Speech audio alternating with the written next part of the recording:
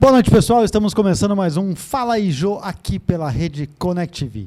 A entrevistada de hoje é médica, ginecologista, obstetra, além de uma grande amiga. Estou falando da doutora Giovana Giglio. Giovana, seja muito bem-vinda aqui ao Fala aí, Jô, dessa noite. Obrigada, Jô. Tudo bem? É um prazer estar aqui com você. Maravilha. Vamos começar falando um pouquinho do que te influenciou a fazer medicina. Seu pai, além de um grande prefeito, foi também um grande médico na nossa cidade, sempre ligado à área da saúde. Teve a influência dele? Com certeza, Jô. Meu pai nunca falou nada, mas acho que a presença dele, obviamente, contou muito nessa escolha. Eu sempre quis ser médica, nunca cogitei fazer uma outra coisa que não fosse medicina. E não saberia fazer outra coisa. As pessoas às vezes perguntam que outra coisa eu poderia fazer. Não sei, não saberia fazer mais nada. Adoro o meu trabalho, faço com um enorme prazer, amo ginecologia e obstetrícia, falo isso para as minhas pacientes e eu acho que é até visível, né? Eu faço sempre com sorriso, enfim. Adoro o meu trabalho. E isso acaba fazendo com que seja uma grande profissional, né?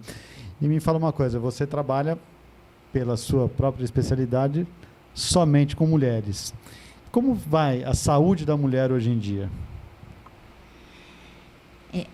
A gente vê uma mulher preocupada, né? A mulher, à medida em que ela toma um espaço maior na sociedade, ela se preocupa mais também com a própria saúde, né?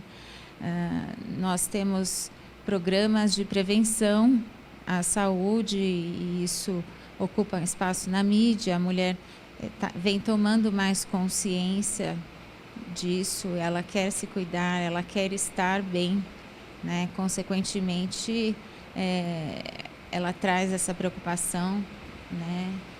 Isso é muito importante. Nós temos a questão da contracepção, né? Nós vemos uma mulher muito importante com a sua carreira, muito preocupada, com a sua carreira, então ela deseja uma contracepção por um prazo maior, é uma mulher que quer engravidar mais tarde. E mais tardiamente, uma mulher que procura também uma reposição hormonal, porque ela deseja uma melhor qualidade de vida. Hoje de manhã eu atendi uma paciente linda, né? De 91 anos. É minha paciente há mais de 15 anos, nós tiramos até uma foto. Ela quis tirar uma foto comigo.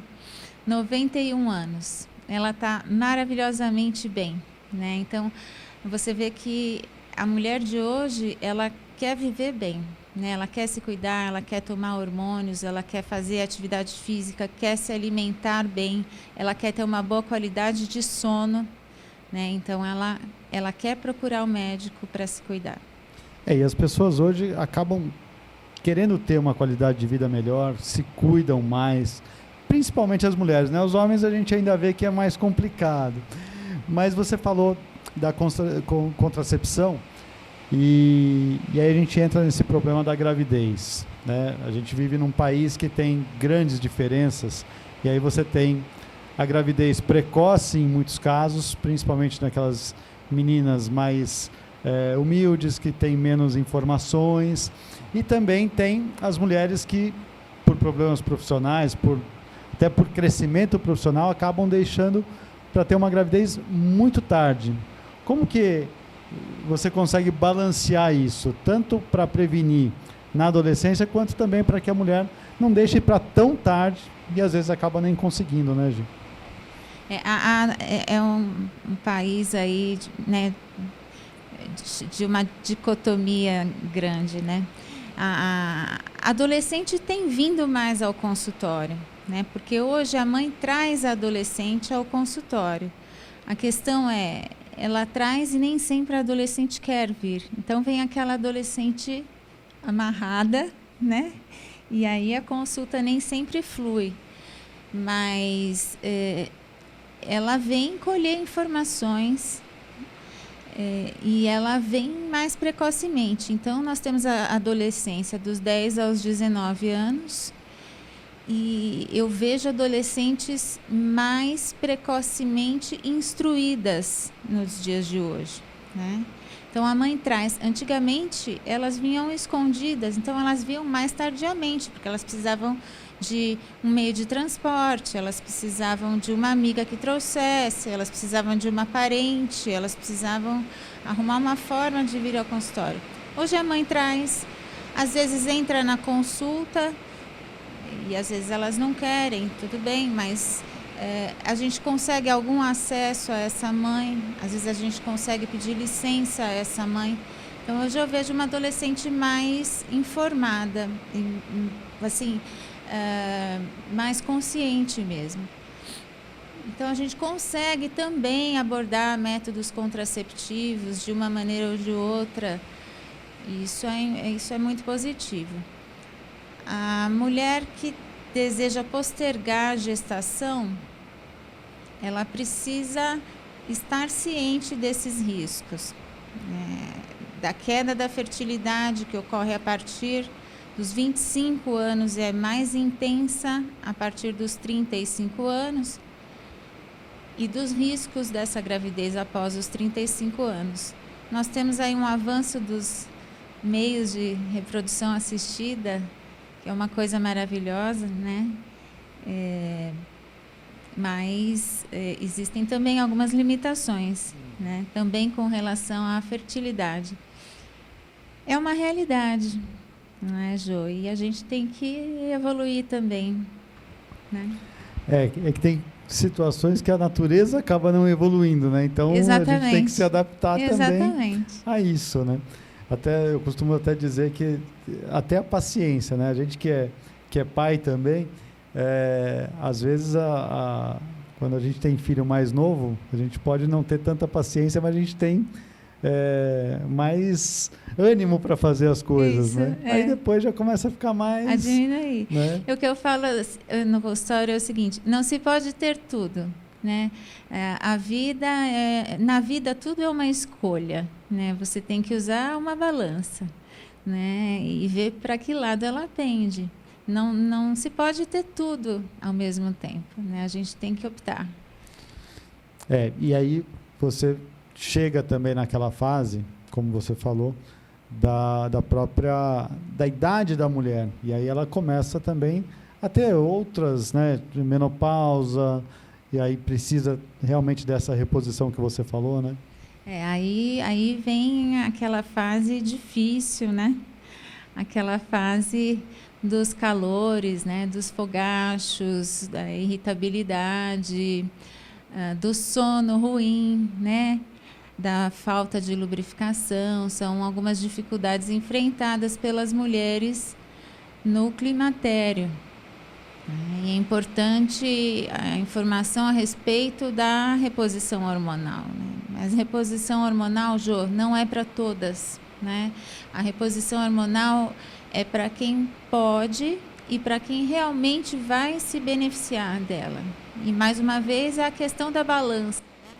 Para que lado a balança vai pesar, né? Essa mulher realmente vai ter benefícios com a medicação? Ela realmente vai melhorar a qualidade de vida dela? Então, nós vamos iniciar.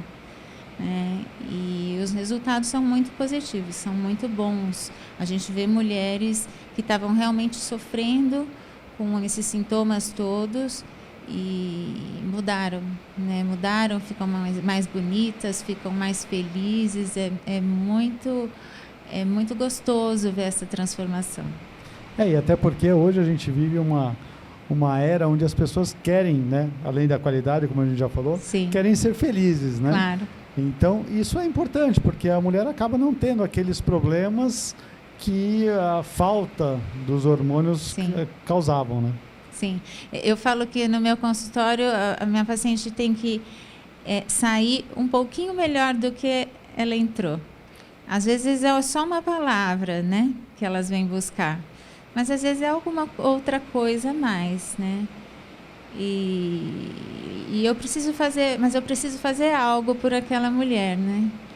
Então, nessa fase do climatério, é importante também esse apoio emocional, né? Porque é uma fase em que a mulher fica mais vulnerável, né? Mais angustiada. E o ginecologista muitas vezes oferece um apoio psicológico, algo que em casa às vezes ela não tem, né? Então a gente precisa ser algo mais na vida dessa paciente. Bom, deixa eu te perguntar uma coisa, uma curiosidade, né? Até um tempo atrás, a maioria dos médicos eram homens, né? Hoje, a gente vê uma grande, já desde a nossa geração, mais ou menos, que as mulheres têm dominado em todas as áreas.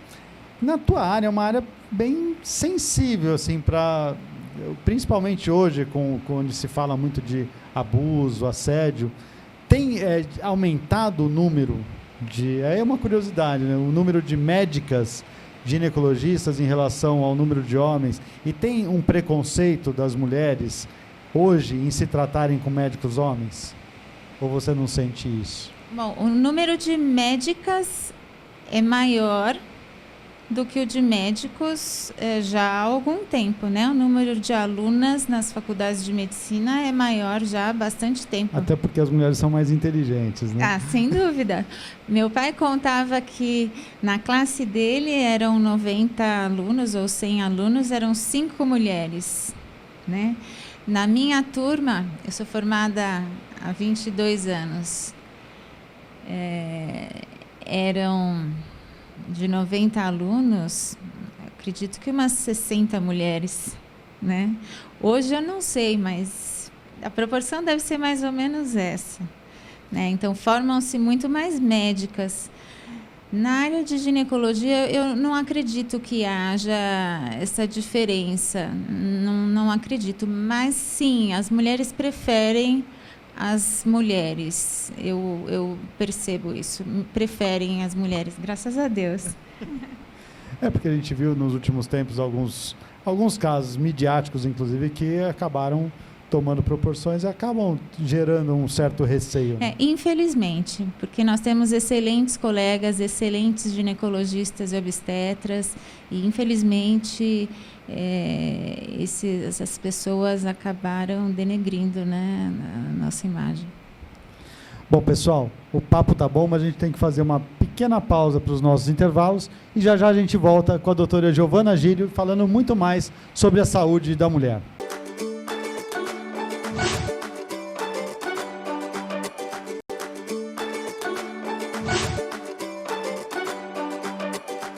Estamos de volta com Fala aí, Jô, dessa noite, com a entrevistada a doutora Giovana Giglio, médica, ginecologista, obstetra e uma grande amiga. Gi, vamos falar um pouquinho sobre algumas doenças que afetam as mulheres, afetam as pessoas em geral, mas algumas específicas para as mulheres. Hoje a gente se fala muito mais abertamente, principalmente em relação ao câncer. E as mulheres que são muito afetadas pelo câncer de mama, que às vezes até, se for tardiamente, praticamente sem chances. Como se faz para prevenir e depois para tratar quando não tem mais jeito de prevenir?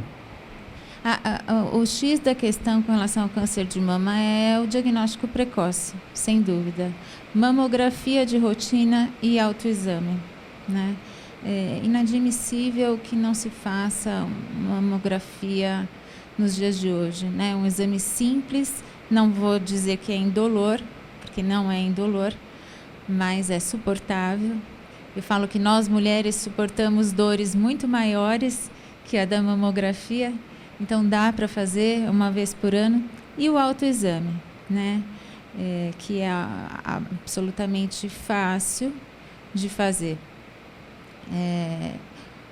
O câncer de mama, quando diagnosticado precocemente, tem mais de 90% de chance de cura, né? Então,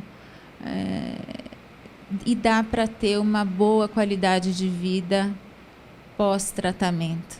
Nós temos aí atrizes dando esse exemplo, né? Atrizes lindas e totalmente recuperadas, né? Então, todo mundo pode ver como dá para ser bastante feliz e ter uma vida normal após uma recuperação do câncer de mama.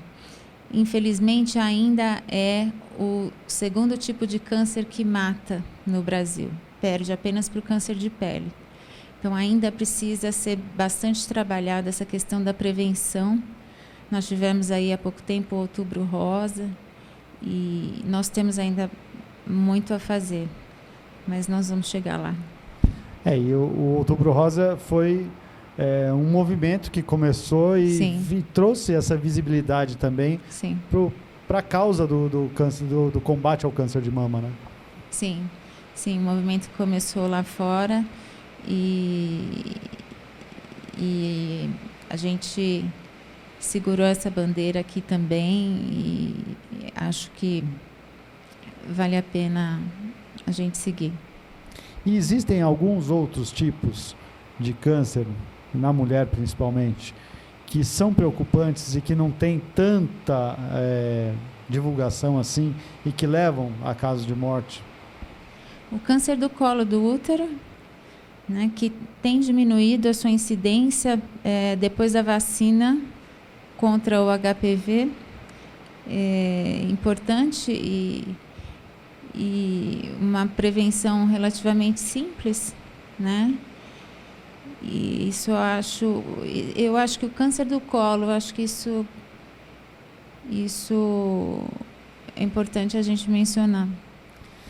Bom, vamos falar um pouquinho, a gente falou lá no primeiro bloco sobre a gravidez, tanto a precoce quanto a tardia, mas uma coisa que fica assim sempre aquela dúvida é em relação à contracepção, principalmente nas meninas às vezes virgens ainda e tem aquele preconceito de usar alguma coisa. Como que é feito em relação a esse tipo de prevenção? Jo, a gente precisa estudar caso a caso, né? Por isso eu falo que a primeira consulta precisa ser bastante cuidadosa, né?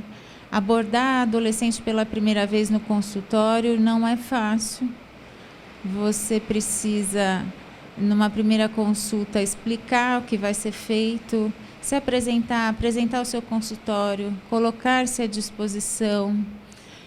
Muitas vezes, pedir para que a mãe saia isso não é fácil, porque elas são menores de idade, existe a questão ética. Não é necessário examinar a paciente adolescente num primeiro contato, elas têm bastante receio do exame, né? E não é necessário nessa primeira consulta. E aí depois vem a questão da contracepção. Nem sempre elas vão admitir que elas estão tendo um relacionamento sexual por conta da presença do adulto. Depois você precisa conhecer os hábitos de vida dessa menina, a frequência do relacionamento, se ela precisa ou não esconder esse método contraceptivo, né? Porque uma menina que não pode revelar em casa que ela usa um método contraceptivo não pode levar para casa uma cartela de pílula, né? Então você vai optar por uma outra coisa, né?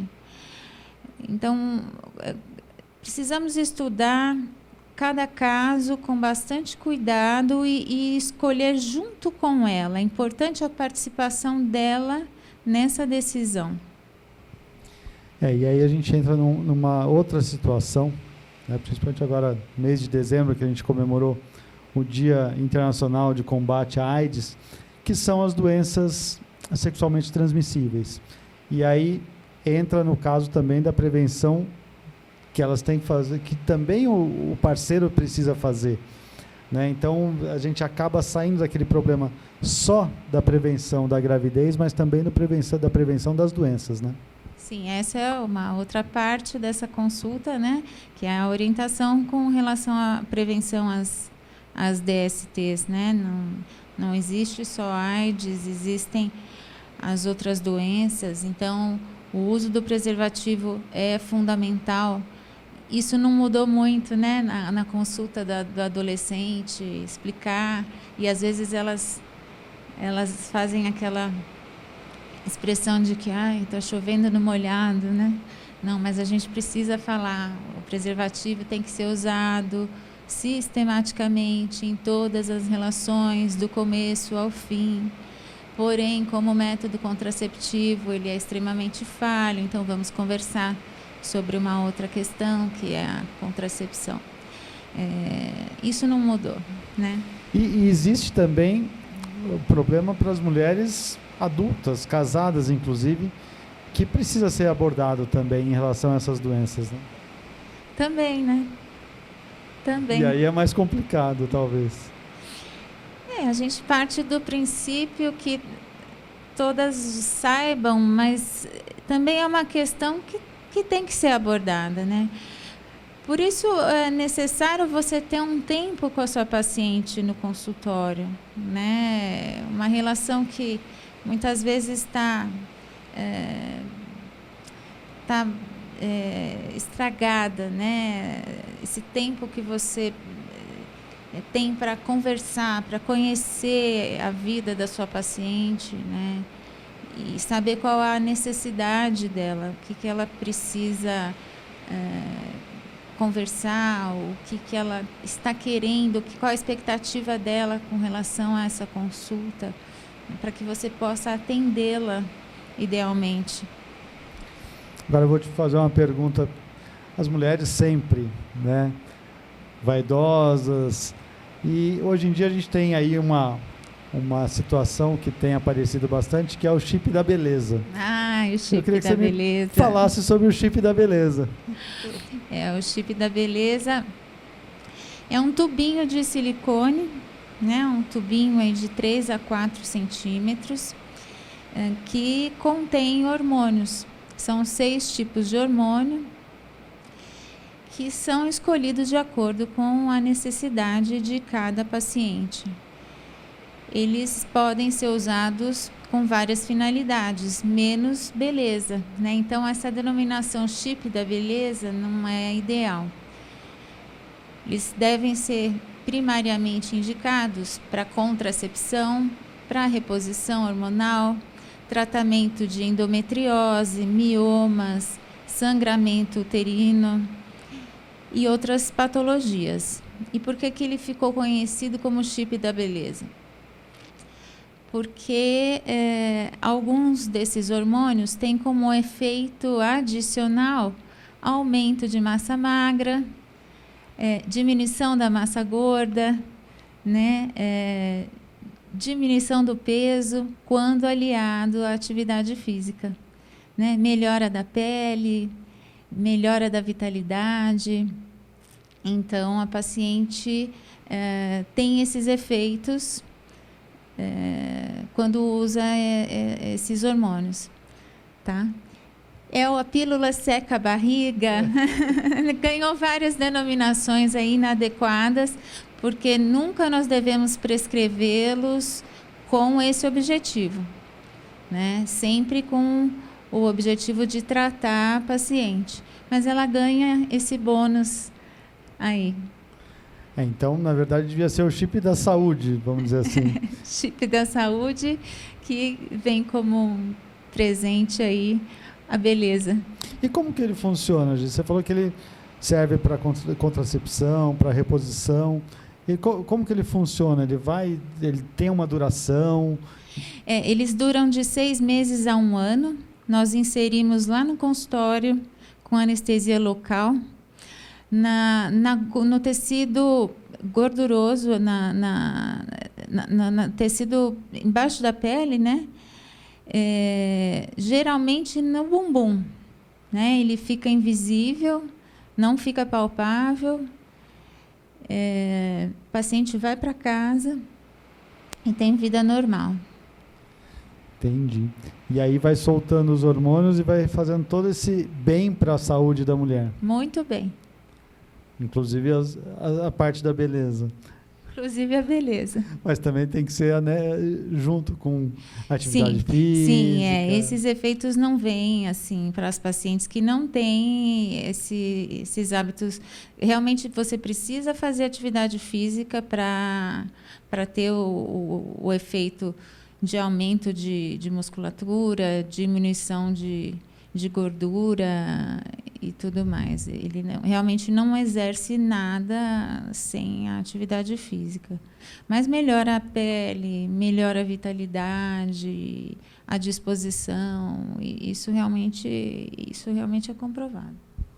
Maravilha. Bom, a gente está chegando no fim. Eu queria que você deixasse a sua mensagem para todas as mulheres em relação à saúde, em relação a todos esses temas que você... Peraí. Antes disso, eu quero fazer uma pergunta. Você é obstetra também e traz, né, à luz muitas crianças. Qual a emoção de trazer uma nova vida à luz? Jô, é uma coisa indescritível. Eu já trouxe várias crianças ao mundo e toda vez que isso acontece, é uma nova emoção. É quase como se fosse a primeira. É um privilégio, para mim é realmente um privilégio. Eu agradeço a Deus por ter essa habilidade, por ter recebido esse dom, porque é realmente um presente poder olhar para uma mulher e vê-la se transformar em mãe, né? Um processo lindo, sublime, e eu tenho que realmente agradecer a vida. Maravilha, a gente vê que você fica até emocionada, né, falando disso. Fico de verdade. Então, até porque é aquele negócio, né? Mãe é mãe, né? Não tem... Mãe é mãe. Bom, agora sim, eu queria que você deixasse a sua mensagem para todas as mulheres, nessa parte do cuidado que tem que ter, com todos os setores da sua saúde, do seu, né, tudo que elas devem fazer para ter uma vida saudável e cada vez melhor. Bom, mulheres, cuidem-se sempre, cuidem da sua beleza, da sua aparência, da sua qualidade de sono, da sua qualidade de alimentação, da sua atividade física, do seu emocional. É muito importante cuidar da sua cabeça. Vocês são a alma de tudo, vocês são um pilar muito importante da vida, da família, e vocês precisam estar sempre em pé para que o mundo continue caminhando, tenham certeza disso. Maravilha. Gi, muito obrigada pela sua participação aqui no Fala aí, Jô, dessa noite. Eu que agradeço, Jô. Bom, entrevistamos aqui a doutora Giovana Giglio, médica, ginecologista, obstetra, tem um consultório aqui na nossa cidade, e é filha de uma das maiores figuras da política e também da medicina de Osasco, o doutor Celso Giglio, e assim a gente termina o programa de hoje. A semana que vem a gente volta com mais um Fala aí, Jô, aqui pela rede Connect TV. Até lá, uma boa noite.